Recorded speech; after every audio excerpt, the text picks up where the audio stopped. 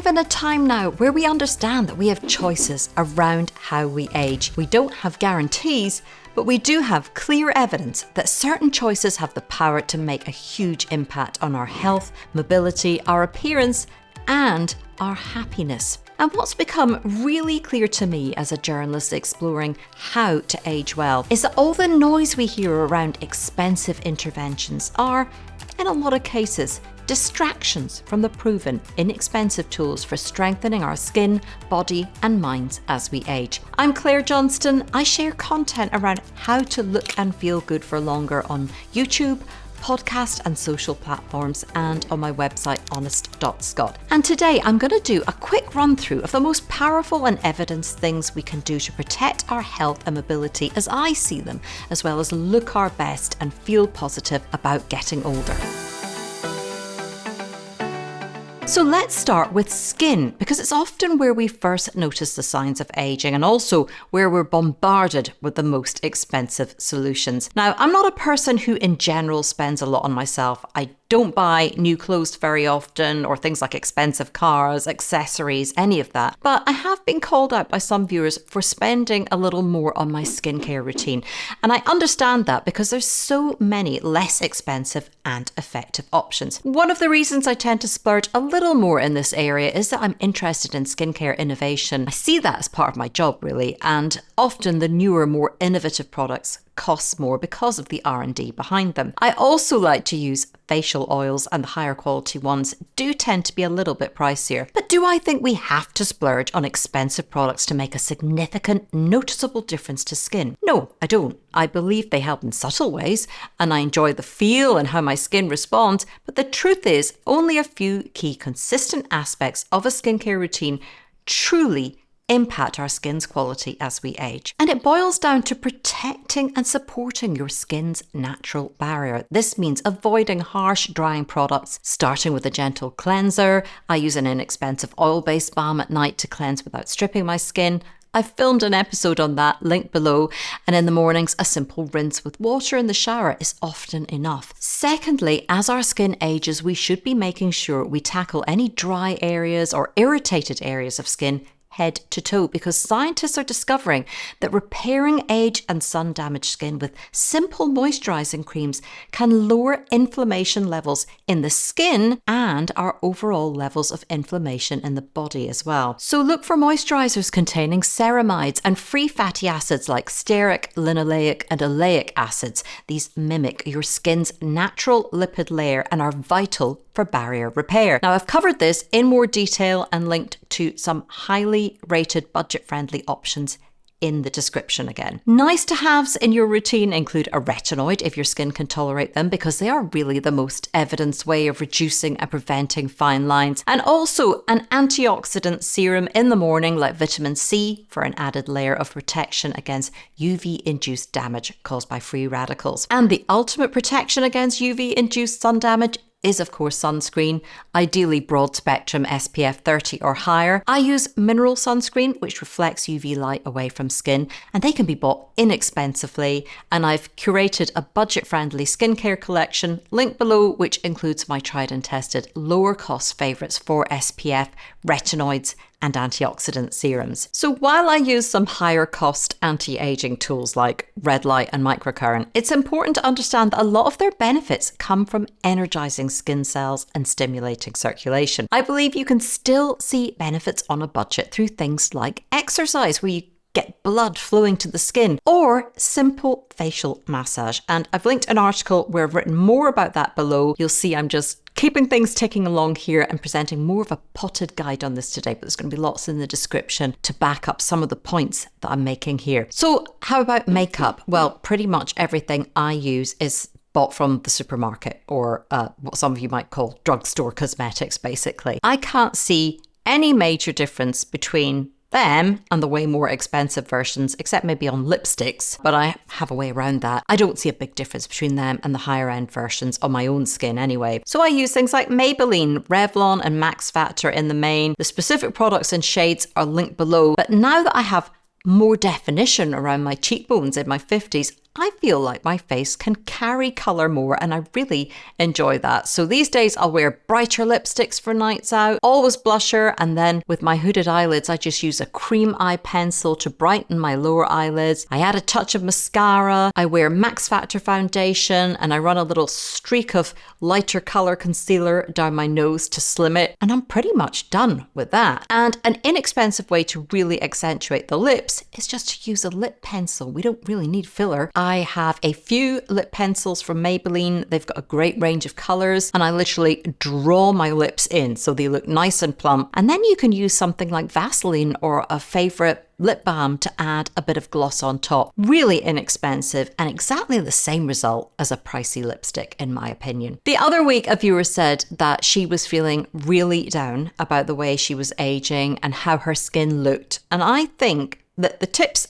I outlined briefly there around skincare, plus then just having fun with your makeup, wearing bolder shades, a pop of colour on your cheeks, that all does make a difference, I think. And this next point is perhaps the most powerful way to reclaim control over that aging process and combat the sense of decline we can sometimes feel, including in our skin. So my next tip for aging powerfully on a tight budget, unsurprisingly if you followed my content over the last year or so, is that muscle mass and healthy, vibrant aging are completely intertwined. We cannot expect to stay energized, fully mobile and independent if we allow our muscle mass to decline to a significant extent. So what I'll do is I will link again to an article setting out multiple reasons why muscle not only protects us by preventing falls and the impact of falls in later life, but also protects our health too, reducing our risk of developing type 2 diabetes and age-related diseases. It's really powerful stuff and it's absolutely key. It also need not be expensive.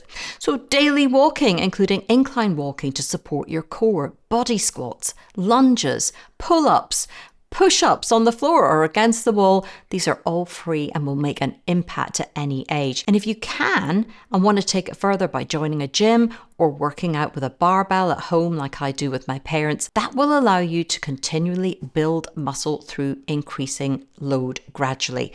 But here's the crucial takeaway. Don't let a lack of funds stop you from starting. YouTube is packed with free resources showing you how to build serious muscle at home. Motion is lotion, so keep moving, especially after dinner to help regulate blood sugar and aid digestion. Jumping or hopping are also worth adding in because the impact helps strengthen bones. Now, as I said in my last video where I share my exercise routine in full, again, link below, building strength is the injection of youth and vitality and control over aging we all need. And when you are strong, you worry way less about your face. And when you are physically very present through strength, you don't feel your significance fading away. Just take a look at some of the big female influencers out there who prioritize muscle. I'm thinking people like Dr. Stacey Sims or Train with Joan. They haven't had facelifts, but they have a youthful aura because of their strength. Thirdly, one we hear a lot now for a reason is eating whole foods. Your diet is your internal skincare and body repair system. Focus on whole, unprocessed foods, including some fruits, vegetables, whole grains, and lean proteins. Multiple large-scale and long-term studies show us that's the best evidence approach that we have to date. More on that in the description, but it comes down to limiting refined sugars as well, including sugary drinks and refined carbs like white bread and pastries, which can contribute to inflammation and accelerate aging. As far as supplementing goes, there's good evidence that adding in certain lower cost supplements like vitamin D, especially when combined with K2 for bone health, omega-3s for brain and heart health if you don't eat a lot of oily fish, and B vitamins, especially B12, also magnesium and creatine can play supportive roles in healthy aging, particularly if you have specific deficiencies or dietary restrictions. But it's worth flagging that the overwhelming body of evidence shows that getting your nutrients from a diverse, whole food-based diet is the most proven strategy for promoting overall health as we age. Fourthly, prioritizing quality sleep. It's when your body repairs and regenerates, so aim for 7 to 9 hours. That's what experts suggest. There's also increasing evidence to show that getting out early in daylight is important for helping regulate your circadian clock so you can sleep better, which in turn supports your immune system and overall health. Now, I won't insult your intelligence by dwelling on things like smoking or excessive alcohol. We all know they're not smart choices for healthy aging. They also cost a lot of money. But there is a final really important thing according to the data. And that's the power of a sharp and positive mind when it comes to aging well. And that doesn't cost a thing. Now, that said, controlling stress in this day and age can be easier said than done. So let's tackle cognitive health first. And for those working into their later years, that's going to help you stay sharp and engaged. But when we retire, it's really important to set a daily routine that involves movement, building strength, and keeping your brain active through reading, learning a new language, trying a hobby, or puzzles. My parents do a crossword every day, along with something like the Wordle puzzle. Make sure to keep challenging yourself mentally, because it really does make a difference. Studies also show that loneliness and social isolation are big threats to healthy aging, and yet we don't really hear about that much. And working from home, I know how easy it is to just avoid going out. You know, I'm an introvert at heart. I don't go out enough, and I know that. Most Mondays, though, I do try to get together with a group of friends. Often I'll only stay for a couple of hours, but that's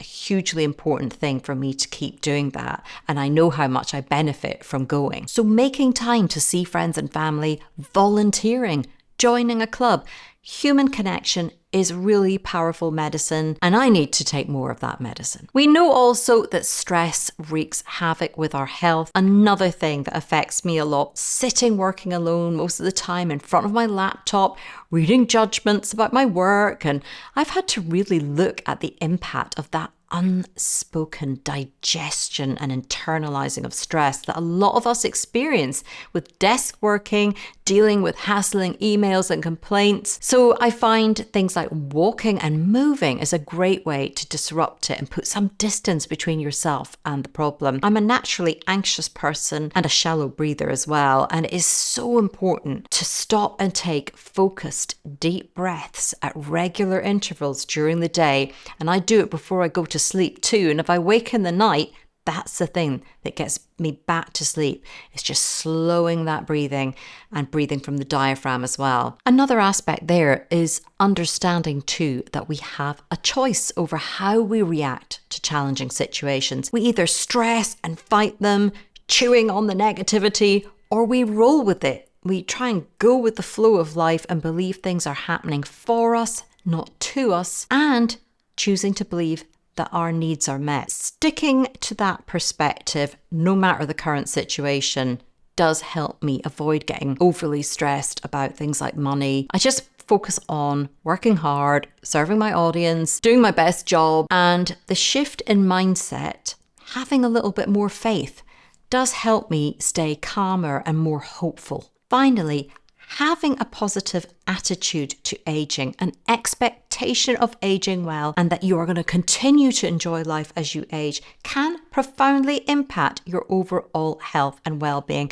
and has been found in studies to add years to life. So there you have it. Powerful aging isn't about chasing expensive trends or biohacking. It's about consistent, accessible choices, strong skin, moving your body and staying strong, nourishing food, restorative sleep, an engaged mind, and managing stress. These are the real foundations of a healthy, vibrant life at any age. So now I want to hear your budget-friendly, healthy aging tips. What are some of the things you think make the biggest impact on your health and how you feel about aging? Do share them in the comments below. And if you found this episode helpful, please give it a thumbs up, subscribe to the Honest Channel or follow the Honest Channel podcast for more honest health and skincare advice, and hit the notification bell on YouTube so you don't miss my next episode. In the description, you'll find a link where you can sign up for my monthly newsletter where I round up all my latest episodes and also the articles from my website honest.scot,